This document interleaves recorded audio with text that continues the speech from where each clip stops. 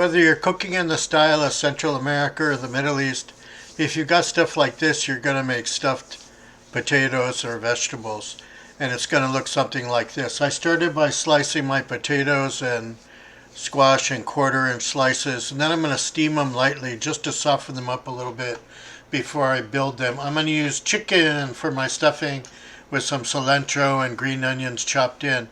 After the potatoes and vegetable slices are softened, put them aside. Now I'm going to start the sauce. I'm going to olive oil my pan, some green onions. I'm going to add some cilantro and let it slowly wilt a little bit. And then I'm going to put tomato. And then the secret ingredient is going to be breadcrumbs. Stir that all together and let it simmer on the side. While I'm doing that, I'm going to start to build my slices.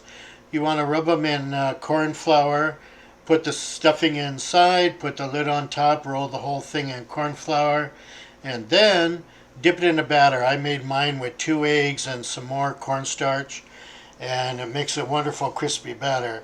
Fry them, slow heat, olive oil of course, and flip them once they're golden brown on one side.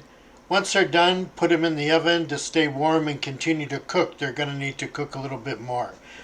Alright, if they're small, you can do 2 at a time in the pan. Then they come out pretty quick and easy.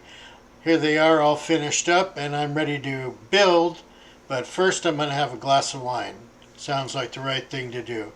And then I'm going to plate it, and it's going to look like this. Nice presentation with the sauce, fresh tomato. Enjoy.